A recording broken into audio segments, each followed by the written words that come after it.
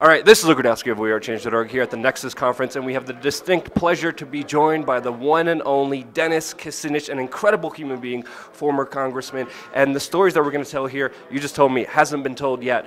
Last time we talked, we were at Burning Man, but then there was a re-election that you were going through. Can you tell us what happened during that re-election?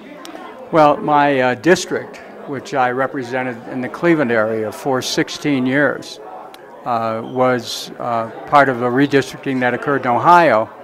And it was interesting. While I seldom voted with Republicans, they felt that based on the approach I took that they'd be happy to protect my seat. But then the Democratic Party intervened and said that if you protect Kucinich's seat, we will take you to court and throw out the entire redistricting plan.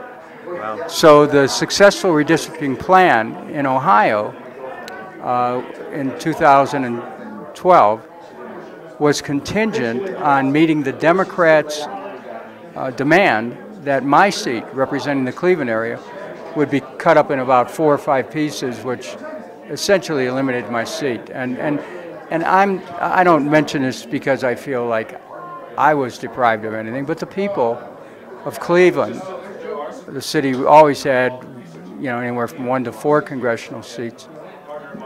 We're deprived of a seat in Congress, and this was done by the Democratic Party. Wow.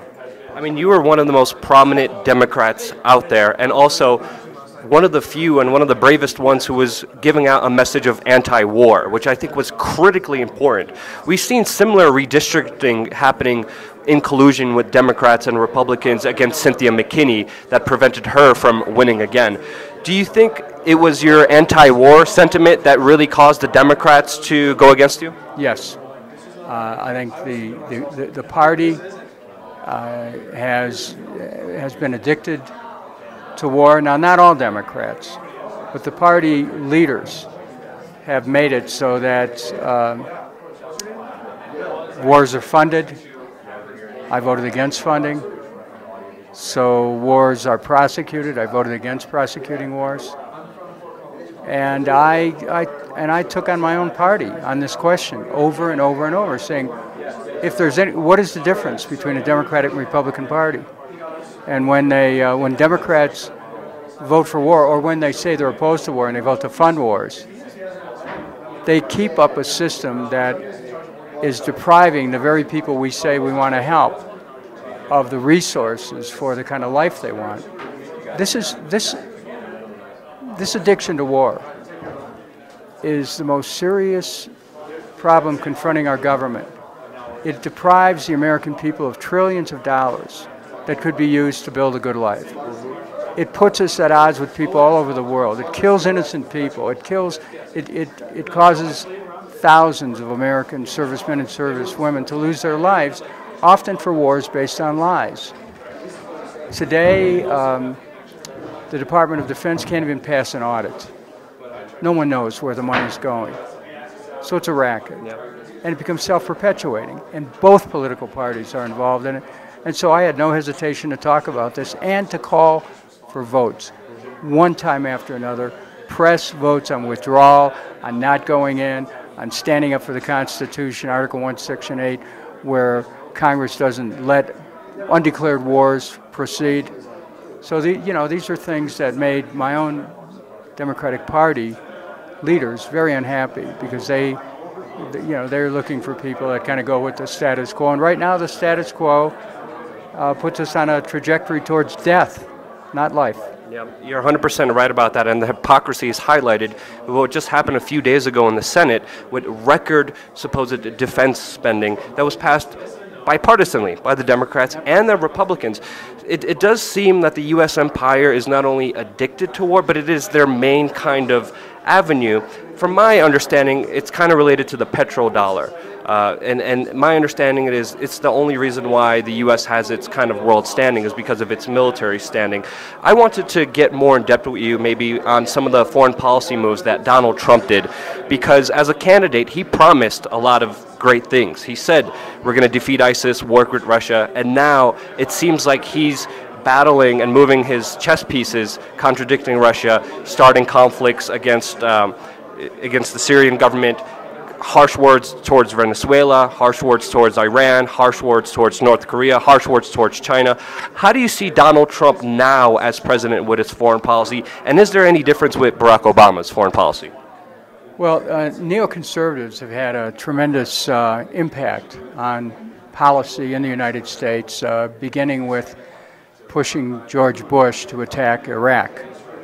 And they encouraged Barack Obama to knock out the government in Libya, to fund an effort to try to knock out the government in Syria. And now, although President Trump campaigned against this kind of interventionism, the very people whose policies he railed against during the campaign and now basically captured his presidency, and they will ruin his presidency because they will put America into an intensification of the existing conflicts, and they will put us on the precipice of a potential nuclear war. This is very dangerous, and this is not what Donald Trump promised. But I'll tell you, I don't feel that he has the awareness of how he's been led into this, and maybe he'll wake up and change direction. I certainly hope so. The moves are very significant. I mean, Libya, I think, is a perfect example of that, and you were personally involved in that. You were in contact with the Gaddafi family, sending over information to the State Department. Your phone was even tapped with this kind of information, and I think Libya, the failed state that it is now, shows you an example of the kind of U.S. war machine that is out of control. But my next and last question is, where is kind of the anti-war movement? It kind of seems like the Antifa and the alt-right have captured this kind of protest movement, and they're fighting each other, and there's no longer an anti-war movement. Well, once wars start, it's very difficult to stop them. They take a headlong momentum. Money, resources.